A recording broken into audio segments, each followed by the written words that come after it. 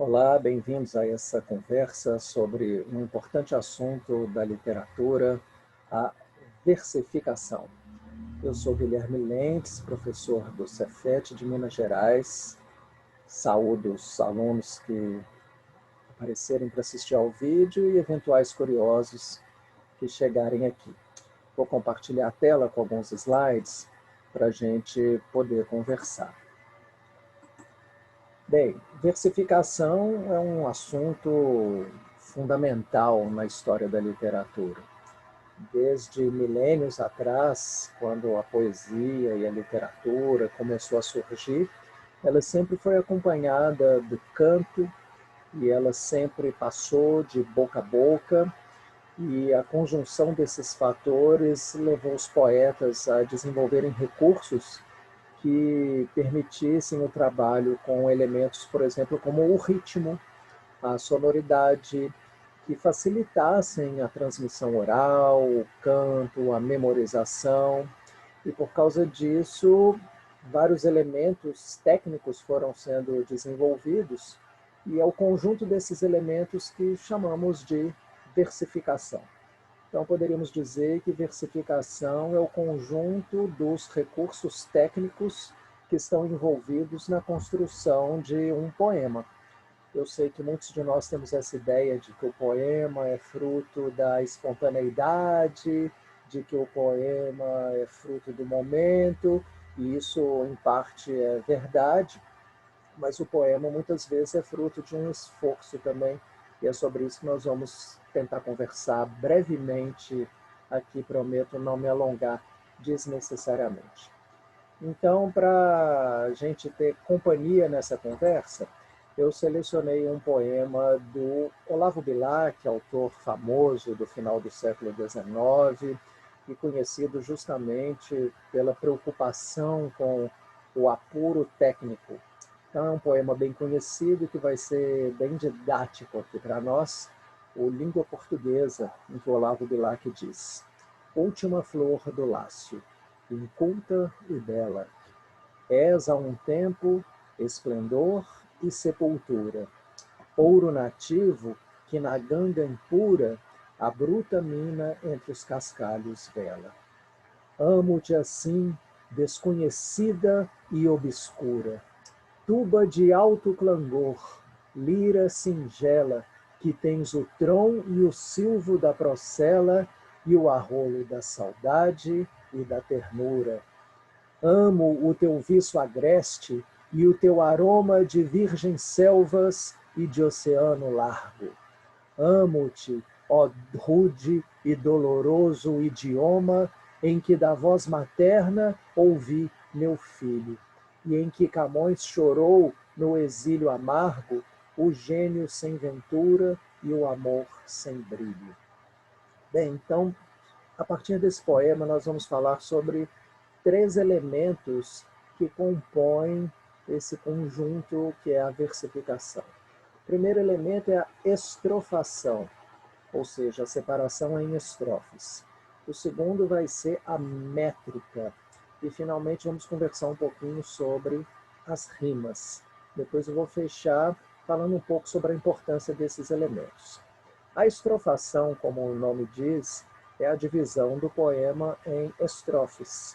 Qualquer um de nós, por sua experiência, sabe que existem os mais diversos tipos de estrofação. A estrofe ela pode ter quaisquer números de versos. Temos estrofes com 2, com 3, com 4, com 10, com 20, poemas em uma estrofe só, e não existe, então, limites para isso. Mas nesse poema, Língua Portuguesa, o Olavo Bilac optou por um soneto. O soneto é uma forma de estrofação muito consagrada. Surgiu ali na virada para o Renascimento, final do século XV, início do século XVI. Foi adotado por Camões e muitos outros grandes poetas e se tornou uma espécie de padrão na poesia. Desde essa época do Renascimento, do humanismo, o soneto vem sendo adotado por inúmeros poetas e realmente se tornou uma referência fundamental. E ele é caracterizado por essa forma que vocês veem aí no vídeo. Sempre um poema composto por 4 estrofes, sendo que as 2 primeiras têm 4 versos e as 2 últimas têm 3 versos. Então, esse padrão de poesia começou lá nesse período com Petrarca, Camões, e vem até os nossos dias sendo usado por poetas de vários lugares. Não é uma obrigação, evidentemente, na poesia não existem obrigações, mas dentre as infinitas possibilidades de estrofação que existem, é uma que adquiriu um espaço, um status de consagração. Ainda dentro desse texto, vamos conversar um pouquinho sobre a escansão, ou seja, sobre a medida do número de sílabas poéticas que existe em cada verso. Então, a esse recurso, nós damos o nome de métrica. O que é a métrica em um poema? É o número de sílabas que existe. A gente fica aqui com dúvida se é o número de sílabas que existe ou existem, né? Mas qualquer concordância vai ser possível, porque pode ser o número ou as sílabas. Mas é o número de sílabas que existe em cada verso do poema. É isso que nós damos o nome de métrica. Como eu falei, desde tempos imemoriais, a preocupação com o ritmo, por exemplo, existe na poesia, e é isso que fundamenta essa preocupação com o número de sílabas que existe em cada verso. Ele é um recurso que é útil, por exemplo, para permitir que o poeta manipule o ritmo, a batida mesmo, que aquele texto vai ter quando ele for cantado, quando ele for declamado. Com o passar dos séculos, mesmo que a poesia tivesse passado a ser cantada com menos frequência, a preocupação com a métrica permaneceu, seja porque o ritmo continua muito importante na poesia, seja porque isso adquiriu outros valores, porque para o poeta isso representa uma espécie de desafio.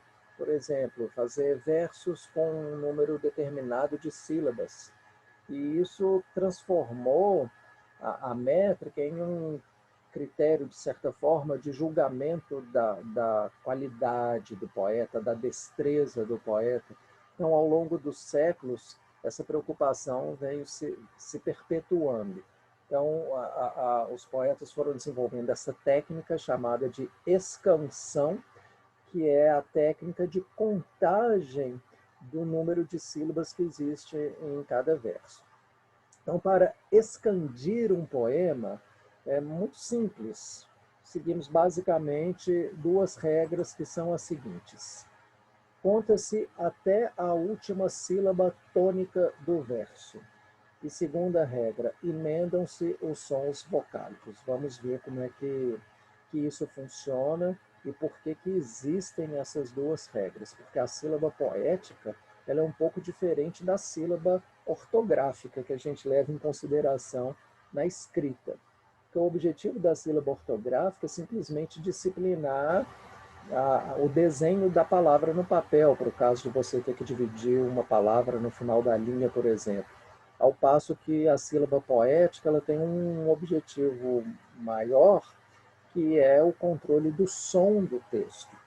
Então, voltemos lá ao poema do Bilac. Eu vou pegar aqui o primeiro verso para servir de exemplo e a gente poder ver como é feita essa escansão, ou seja, essa contagem do número de sílabas poéticas que existem no verso. O que está em pauta sempre é o verso, né? A gente quer saber quantas sílabas tem no verso, não no poema como um todo. Então, conte aqui comigo. Ó. Flor, do, lá. Olha o que vai acontecer aqui. Como nós vimos, uma das regras é que emendam-se os sons vocálicos. Então, como a gente tem aí na palavra lácio, que ela termina com uma vogal, e a palavra seguinte começa com vogal, apesar de nós termos aqui 2 sílabas ortográficas, para efeito de sílaba poética, vamos ter uma sílaba só. Então, o si e o in, eles vão formar uma sílaba poética apenas, por causa dessa sequência de vogais. Por que nós emendamos os sons vocálicos? Porque no som isso forma apenas uma unidade. Embora na escrita nós tenhamos aí duas sílabas, na fala esse vai ser apenas um fluxo sonoro. Última flor do lácio, culta e bela. Então, a sequência de vogais ela gera esse efeito e é por isso que na contagem das sílabas poéticas a gente faz essa emenda. Aí agora vai acontecer a mesma coisa, ó, culti, porque normalmente as pessoas não falam culta e bela. Na última flor do laço, em culti bela. Então, essa emenda que a gente faz na fala, ela vale para a contagem da sílaba poética.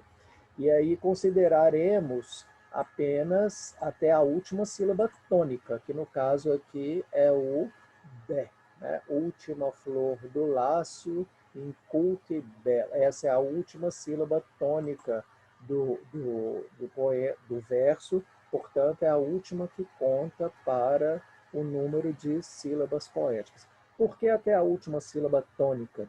Porque é a sílaba tônica que vai marcando o ritmo do texto. Última flor do laço, inculte bé. Se a gente pudesse bater um tambor à medida que declama o poema, a última batida ia ser junto com a última sílaba tônica.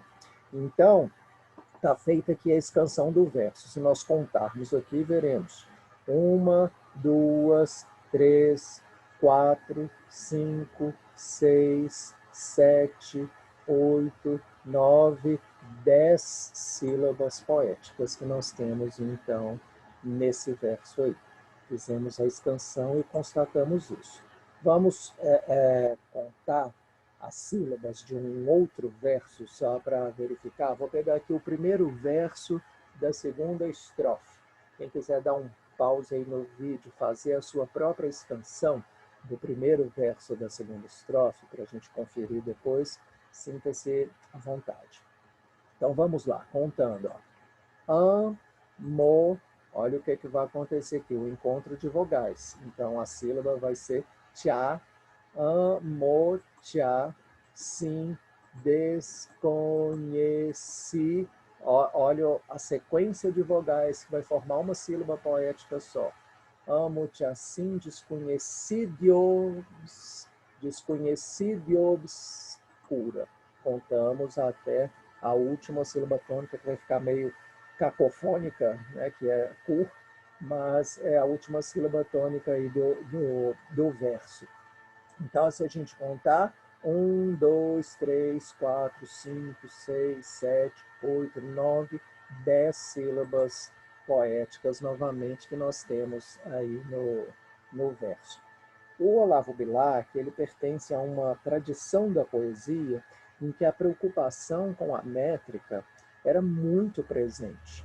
Preocupação essa que, de modo geral, se traduz numa regularidade, eu diria ainda mais, numa constância da métrica.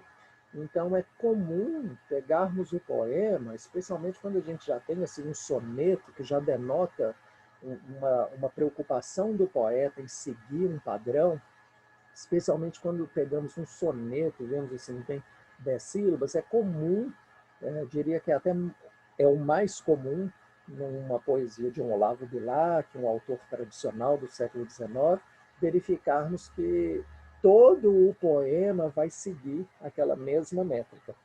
Então, se pegarmos esse soneto do Olavo Bilac, fizermos a escansão de todos os versos, nós vamos verificar que todos os versos desse poema são decassílabos, ou seja, são versos de 10 sílabas. Quem quiser fazer um pause, pegar o poema, fazer a sua escansão, depois conferir aqui com esse slide, é um bom exercício. E assim a gente vai verificando o apego do poeta a esse padrão. Bem, o verso de 10 sílabas, ele é particularmente, por nenhum motivo especial, poderíamos investigar, talvez por existirmos em uma tradição matemática que tem 10, né, um sistema decimal de numeração e conta e tudo mais, mas o número 10 ele conquistou no imaginário dos poetas ao longo dos séculos um lugar todo especial. Então, existem muitos poemas que seguem essa métrica decassílaba. E existem poemas de todos os outros tipos, não há nenhuma obrigação. Tem versos com todos os números de sílabas que a gente imaginar ou que o poeta quiser. Mas algumas métricas, elas adquirem por motivos diversos, que a gente precisaria investigar a tradição para saber por quê. Algumas métricas adquirem um espaço todo especial na afetividade poética. Então, esse quadro, o que ele mostra para nós? 4 esquemas de métrica que têm um peso grande na tradição literária. Os versos de 5 sílabas, chamados de redondilha menor, os versos de 7 sílabas, chamados de redondilha maior, os já citados versos de 10 sílabas, também conhecidos como versos heróicos, e os famosos versos alexandrinos, que são versos de 12 sílabas. Como vocês podem observar, eu fiz uma disposição aqui, uma espécie de um gráfico, tentando apontar o efeito que a escolha por um verso de determinado tipo vai gerar ali no texto.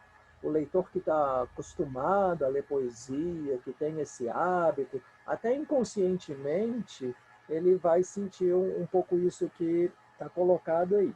Então, as redondilhas são versos mais populares, mais rústicos, como estou dizendo aí, talvez com um caráter um pouco mais infantil, onde que a gente vai encontrar redondilhas? Cantigas de roda, canção de niná, a poesia infantil, enfim, né, textos que estão mais para esse campo. A métrica decassílaba, que é quase que um padrão, né, a gente vai encontrar numa poesia com pretensão, assim talvez mais sofisticada, né? E os versos alexandrinos de 12 sílabas já tendem uma busca assim por uma elitização, um refinamento, né? Eles são algo assim tão chique, mas tão chique que eles quase que flertam com o exagero, até com uma baranguice, assim. Eu costumo dizer que se o verso alexandrino fosse uma roupa, ele seria um fraque com cartola, bengala, luva, chegando numa carruagem toda sofisticada. O verso heróico seria um terno e gravata elegante, padrão. Ou as redondilhas, elas já iam mais para o short, para a sunga, enfim, né, uma roupa de festa junina, algo que ia para um outro campo, assim. Então, essa conotação que a métrica dá para os textos em que elas são adotadas é algo que existe aí na tradição da poesia e com que os poetas vão lidar de diferentes formas. Então, aqui no caso do poema do Olavo Bilac, nós vimos a métrica decassílaba em um soneto, um tipo de texto assim, bem quase que se tornou um padrão. Claro que quando isso surgiu lá no Renascimento, era a novidade da época, mas com o passar dos séculos, como esse modelo continuou a ser usado por poetas de vários estilos e lugares, ele foi adquirindo uma conotação assim tradicionalista, que a princípio ele até talvez não tivesse, mas que com o tempo ele ganhou. Vejamos agora um pouco da rima. A rima, como nós sabemos, ela é essa repetição sonora que acontece do ponto tônico da palavra em diante. Então, quando pegamos aí obscura, esse cura, é o ponto tônico da palavra em diante, que vai se repetir em outra palavra, é esse efeito que a gente chama de rima. Muitas vezes ele acontece no final dos versos, como nós estamos vendo aí, e outras vezes ele pode ser interno também, a rima interna, como nós temos aqui o Ventura mais adiante no poema, que estabelece essa rima. Ela não precisa de ser imediata, sempre logo em seguida, ela pode ser uma rima mais para frente. Claro que quanto mais para frente ela estiver, talvez ela se torne menos perceptível. E aí vai a habilidade do poeta de trabalhar a percepção do leitor, até uma memória inconsciente que ele vai ter de um ponto anterior do texto. Aí vem o tecer do texto, a delicadeza de cada autor de conseguir manusear esse tipo de recurso. Nesse caso aqui, se a gente observar o que Olavo Bilac fez, vai perceber que ele seguiu um padrão também bem tradicional, de forma coerente com outros recursos que ele usou aí no poema. Então, por exemplo, se olhamos aqui na primeira estrofe, o bela rimando com o vela. Vamos chamar essa rima em ela de rima a. Mas percebemos também que nós temos sepultura rimando com impura. Então, vamos chamar essa rima de rima B. De modo que nós temos aqui, olhando a estrofe, o que nós chamamos simplesmente de rimas ABBA, nessa sequência que o Olavo Bilac usa, ou rimas interpoladas. Esse padrão ABBA é também chamado de rima interpolada. Pode ser uma rima alternada, enfim, né? A rima podia ser ABAB, ela podia ser de várias formas. Nesse caso, o Olavo Bilac optou por esse esquema de rimas. A rima ABBA, especialmente quando ela aparece em um soneto, é algo muito recorrente na tradição também. De modo que quando a gente olha para esse texto, a gente percebe que o Olavo Bilac teve a preocupação assim, de seguir todos os padrões. Ou seja, ele tem um soneto, que é a forma mais consagrada que existe de poesia. Ele usa o verso decassílabo, que é a métrica mais consagrada que existe, especialmente em um soneto, e ainda usa nos quartetos o esquema de rimas ABBA, que é o esquema de rimas mais consagrado que existe em soneto. Nos tercetos, não. Há muita variação. Se pegarmos aí vários sonetos de autores diferentes, vamos perceber nos tercetos muita variação. Mas nos quartetos há uma opção já bem tradicional pela rima ABBA. De modo que a gente constata, por parte do Olavo Bilac, um apego muito grande a uma espécie de modelo. E isso é significativo, porque o apego ao modelo, ele sugere também um apego muito grande à tradição, ou seja, um tradicionalismo. Ao longo dos séculos, sempre se buscou isso, desde o século XVI até antes. Escrever poesia era uma atividade muito mais regrada. O autor ele tinha assim quase um manual de instruções ali, né? Tem que respeitar uma rima, tem que seguir determinada métrica, tem que fazer a estrofação. Quando vieram os poetas modernistas, na virada para o século XX, no início do século XX, eles levantaram como uma de suas bandeiras a negação desses modelos. Trouxeram a relevante questão de por que a poesia precisa ficar seguindo moldes, se não caberia aos poetas justamente acabar com isso. A poesia do início do século XX, que foi uma poesia assim, de ruptura, de negação desses padrões, buscou recursos novos, buscou métrica irregular, buscou versos sem rima, buscou estrofações inusitadas, ao ponto de hoje termos muitos poetas para quem isso nem é uma questão. Então, esse gráfico que está colocado aí mostra um pouco isso. Quando temos um poeta que demonstra muito apego a padrões técnicos e a modelos de forma, esse é um sinal de tradicionalismo por parte dele, ou seja, de apego à tradição.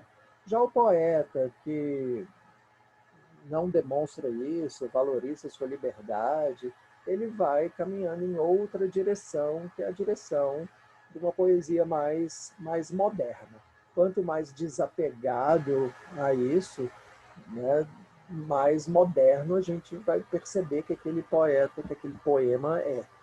E a gradação seria de, talvez, seguir parâmetros, em segundo lugar, de se opor a parâmetros, de combater parâmetros, até o ponto de naturalizar essa poesia que já nem se preocupa mais com a existência desses parâmetros. No caso do Olavo Bilac, como eu mencionei, ele é um poeta muito tradicionalista, famoso por isso. Então nós temos aí um poema que ele é quase que o exemplo didático assim da tradição. Um soneto com versos decassílabos e rimas a BBA nos quartetos. Claro que ele brinca um pouco aqui nas duas primeiras estrofes, inverte a rima A com a rima B, mas isso é apenas uma brincadeira poética. A lógica da rima está sendo mantida aí no texto. Muitas pessoas reproduzem um discurso segundo o qual esse é um assunto de pouca importância no estudo de literatura. Eu discordo. Ao longo de milhares de anos da existência da literatura, os aspectos formais de versificação sempre foram uma preocupação central. A partir do século XX, pela via do combate, eles continuaram a ocupar uma posição de centralidade na poesia, e agora no século XXI, com novas técnicas, com outras preocupações, o trabalho com a forma do texto, com sonoridades, com rimas, enfim, com esses e outros recursos, continua muito presente. Então, entender um pouquinho sobre versificação, sem dúvida, é algo que nos ajuda a fruir melhor a literatura e também a dialogar melhor com os saberes que a literatura traz.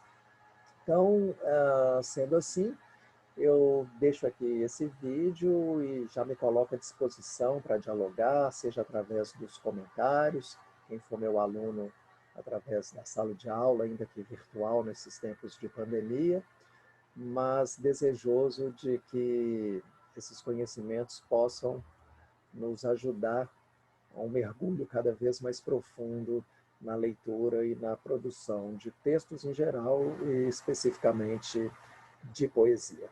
Muito obrigado pela atenção, pela companhia e até uma próxima vez.